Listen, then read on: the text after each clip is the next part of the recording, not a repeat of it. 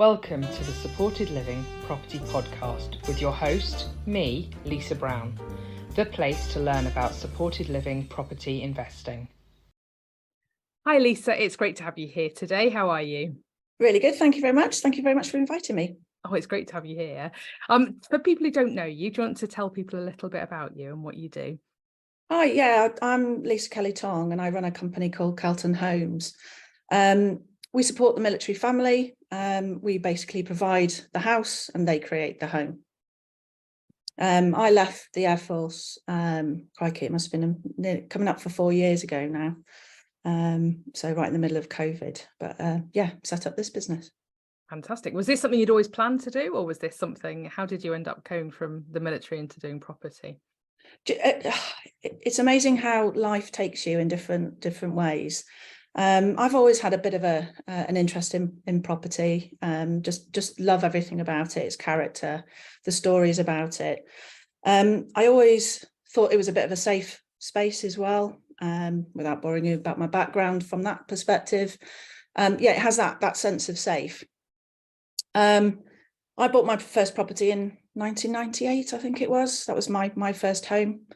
I just qualified as a physiotherapist, and yeah, it was my first home. Then decided to join the military. My dad was ex-army and he always had a bit of a black cloud over his head, because he'd always rented. He was of the generation of veterans that always used to rent. They never really bought their own home. And he was never sure whether the landlord was going to sell up or move on or anything like that. So we decided that we would invest in a property for him so that he could live and then not have to worry about that sort of thing. And it just kind of developed from there. Really, I was kind of, if for want of a better word, an amateur at it, really. It just by circumstance. And then I realised the power of property long term. And I thought, you know what, I deal with a lot of, I was personnel support within the Air Force. So we were looking at a lot of accommodation issues, you know, people's lives. I myself had difficulties with accommodation. So I thought, I need to tie the two up together. My passion for the military, passion for property, and it just really grew from there. Fantastic. So what is it that you do now when you talk about this military family in this home? The kind of they're recurring themes, aren't they, through all the stuff that you've just said? So tell us a little bit about what it is that you do. Well, the military family can be anything. It doesn't have to just be the serving person. It can be the partner of parents, children, brothers and sisters, that kind of thing. It's anybody that really supports, because there's one thing is, you know, a military person needs that support network. You know, they're just as important as the service person themselves. And when people leave the military, they can sometimes find that they don't have that network as such. So it's important to make sure we still have those networks. So we'll support anybody in that military family. I think people's issues are so complex. I don't do one particular strategy, to be honest. It's a mixture. So it's talking to the client and speaking about what their problems are and just seeing if we can help at all. And in what ways do you help people? What kind of things do you do? I think the big one at the moment is tenant buyer. So for whatever reason, people are struggling to get a mortgage, can't get the deposit, poor credit history, lots of different reasons. So we'll start off, first and foremost, is getting them to speak to a mortgage advisor, and try and find out, you know, what the issues are. Be amazed how many people have never spoken to a mortgage advisor and they just don't know if they can get a mortgage themselves. I think people assume they can't, don't they? Assume it's something that's out of their reach. Yeah, totally. If we can, you know, look at 3 to 5 years time that they'll be in a position where they can get a mortgage, so we all support them in that. So we buy the property, they'll rent it off us for a period, that period of time that's agreed, and they'll buy it off us after that time at that agreed price.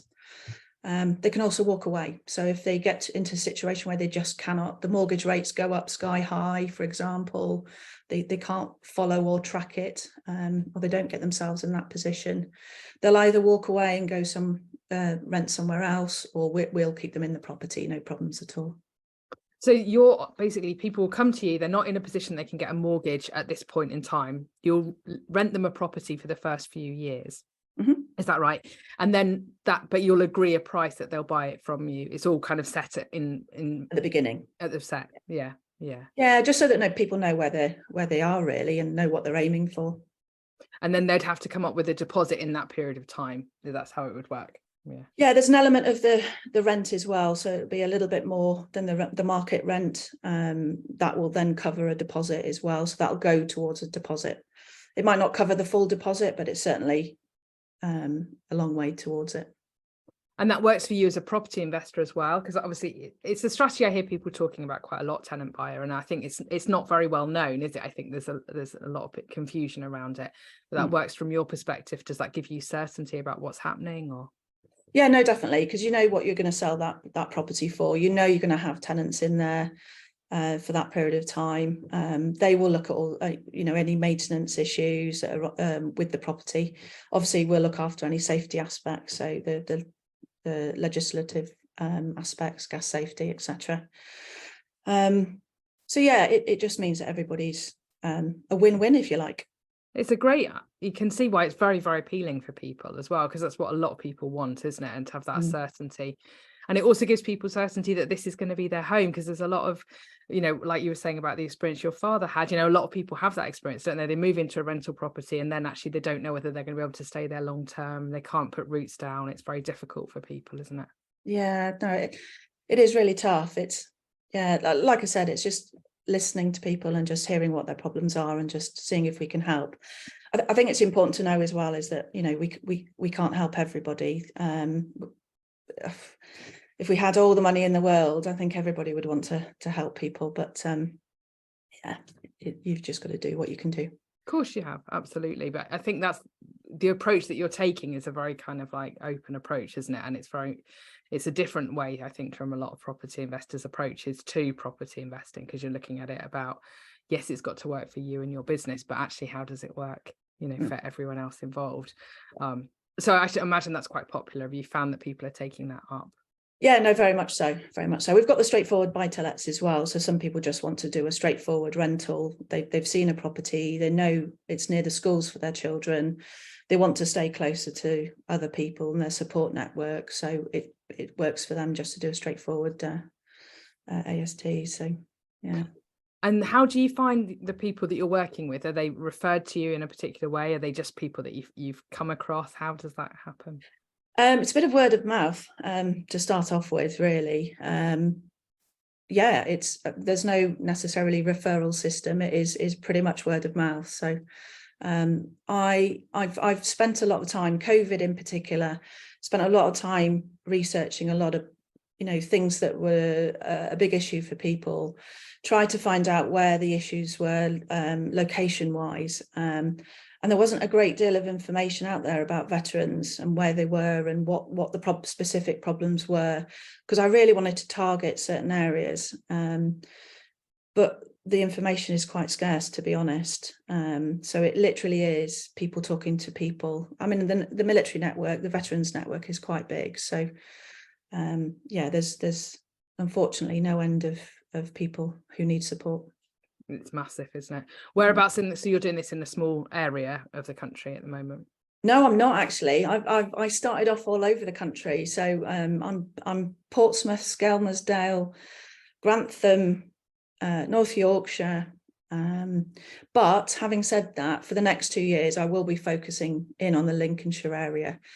My other half's deploying next year. She's still serving, so I'm going to have to keep it local. Mm-hmm. I've got a 2-year-old as well, so I need to support him. Yeah, absolutely. So it's not going to be so easy to travel around, but I'm sure there's still massive demand in each area, isn't there? There's huge demand for that. Yeah, absolutely.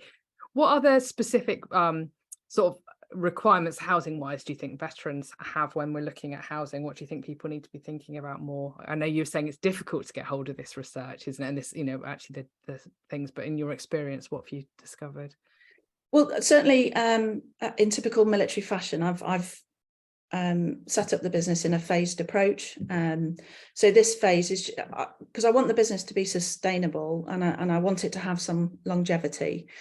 So this phase is really getting the business so that it has good cash flow, great income, it can support itself, the operational costs are covered. And then what we're looking at next time is, what I found a lot of the time is communities of veterans.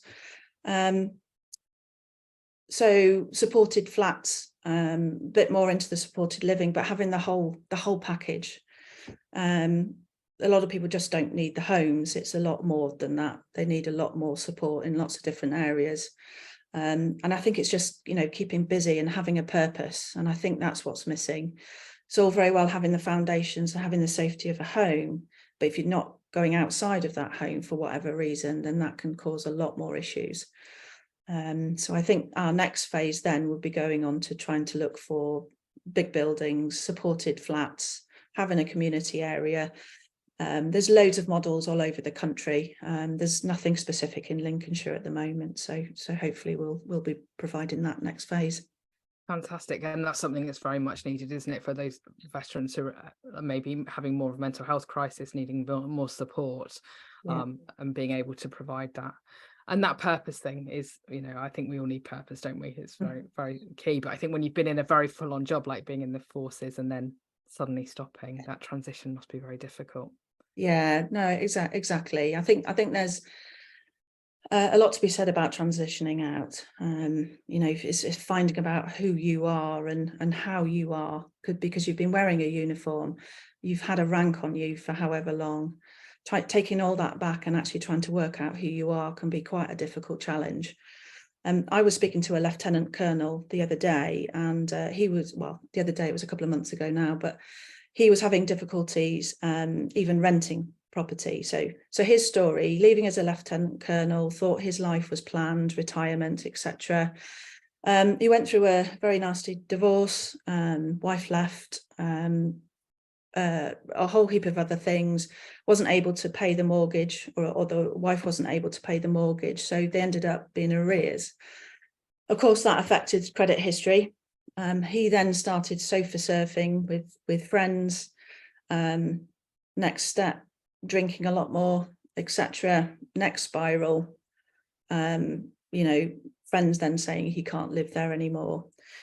The house gets sold, he has money, he's able to do that, but because of his poor reference, his poor credit history, he can't get a mortgage and he can't rent anywhere either.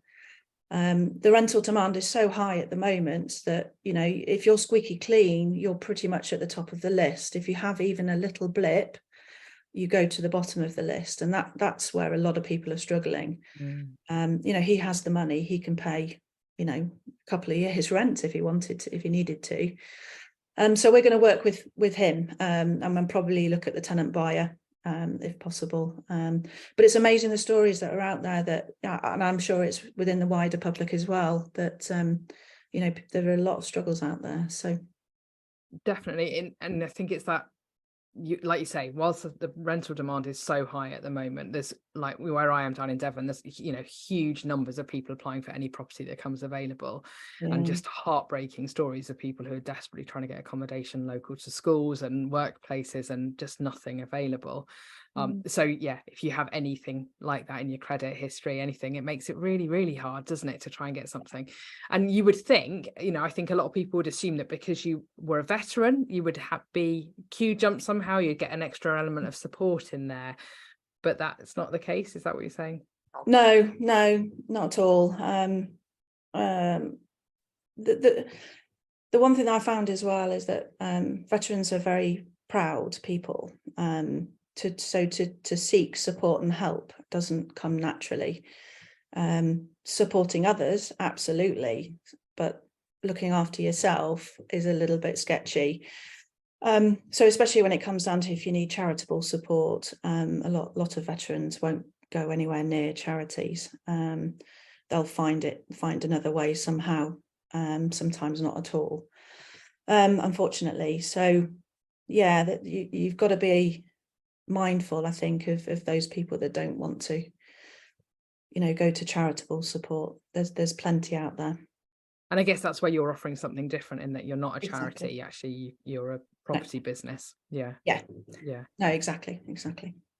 And What other kind of support do you think people need when they're, so if you're a property investor and you're listening to this and you're thinking this sounds great, you know, I really would like to get involved in this space, I'd like to sort of help, and obviously people can invest with you, and you know, it sounds like you've got massive demand at the moment, so it's, you know, if people are listening and they're thinking they've got some funds to invest, then obviously do get in touch with Lisa around that. But if they're thinking, actually, I want to do this myself and I want to support veterans, you know, and try and offer homes to veterans, what kind of things do you think people need to be thinking about? First and foremost, I'd say don't go in it blindly. There's a lot to it. It's very complex. The education side of it is hugely supportive. You know, your group is you know, invaluable. You've got to get that network of people who understand some of the complex issues, and really getting yourself educated in it. Do not go into it blindly. It's not something that, you know, you could do more harm than help, to be honest. But yeah, welcome more people into the area, without a doubt. You know, there's never I don't think there's a space within supported living or supporting other people where it's, you know, it's saturated at all. So yeah, so first and foremost is education. Yeah, I think so. And I think also understanding the complexity of, you know, the example you gave of that veteran and his experiences, you know, and you're often talking about people who have become very, very damaged, aren't you? People who've been through some really, really tough experiences, who have battling addictions and, you know, PTSD, and, you know, people end up in prison, don't they? They end up in a whole host of different situations. So I think just assuming you're helping this nice veteran and it'll all be okay sort of thing, actually it's not as straightforward as that, is it? It is hard. No, it's definitely not. It's definitely not. The whole person has to be taken into account. The complexities of family life, what they were like as an individual before they even joined the military. You know, people can have complex lives without having the military aspect to it, but you throw in the military side of it. You know, being away from your own network for so long, seeing some of the things that you see, and it's not just people that have been into battle either. You know, there's a lot more that goes into it that can cause a lot of trauma. So it's just being cognizant of all those things. I think a few people just automatically assume you've been to battle, therefore you're going to have an issue. It's not. There's a lot more to it. Absolutely. And it's all of those factors come together, don't they, at that moment of crisis, and then someone, it's trying to help. And I think, you know, when you're looking at, there's so much overlap, isn't there, with veteran support, when we're looking at the homeless organizations, we're looking at the, you know, people leaving prison, we're looking at the addiction services. All of these services overlap, don't they, so much, because there's so much cross play there. No, absolutely. And I would reach out to my veteran community as well, is to say, you may not have a particular issue in your own life, and things are great. It's important to go to some events that are there specifically for veterans, so that you can gain an understanding of all the different support networks that are out there, so that if that time comes and you meet another veteran who needs help, you know who to go to. A lot of people don't know what's out there. There's a plethora of support networks, support companies out there. It's just tapping into them. But like I say, just because you don't have a problem, just get the knowledge yourself about what's out there, and you can help. Even just one person would be amazing. Absolutely. And I think, you know, that's also for people who maybe aren't ex-forces as well, that you know, actually there's you know, just there are a lot of veterans around, there's a lot of veterans experiencing challenges, aren't there? So being able to know where to direct people and offer help, I think that's absolutely. Yeah, I think that's really, really helpful. We'll obviously put your contact details in the show notes, Lisa, so people can get hold of you and sort of follow you on social media and see the stuff you're doing, because I know you're doing some really exciting stuff, and obviously your plans going forward they're really positive, and it's going to be great to see where you go with those things. And is there anything else that we need to say? Is there anything else we need to cover? Are we kind of No, I think I've forgotten phase 3. Oh, exciting. No, we didn't get to phase 3. I probably stopped you talking. No. It was just phase 3, which is something I'm passionate about all of it anyway. But so phase 3 is the care home side of it. So I'm looking to a bit. I won't say like the Chelsea pensioners, because that's the wrong thing to say. I do think there is an element that a lot of the other charities do provide care home provision. The one thing that isn't out there, I think, is the private sector as well. There's a lot of areas, certainly in Lincolnshire, that's crying out for, care homes that are specific for veterans, just so that they can talk about what's gone on. A lot of people don't necessarily talk what veterans talk about. It is slightly unique. So having a group of people in the same space, certainly something we're looking at. That sounds amazing. Is there a phase 4? I feel like I might need to make sure that's not another No, phase that you've got. Do you know what? No, I'm probably too old then, but that'll be for somebody else to drive that forward.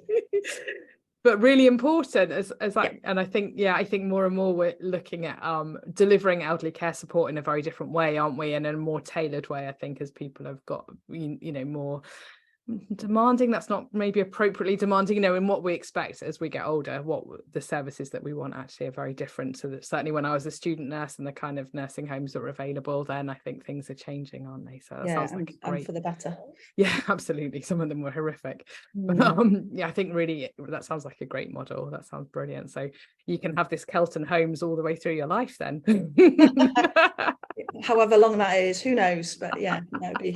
No, I mean, for people coming to you, people can come and move into your homes and then actually transition into a care home potentially if they need to. Potentially, no, I see what you mean. Yeah, no, absolutely right, absolutely right. Yeah, brilliant. Thank you, Lisa. It's been great talking to you. Thanks very much. And like I said, we'll put your contact details in the show notes. Cool, fabulous. Thank you so much, Lisa. Take care. Bye. Cheers. Bye.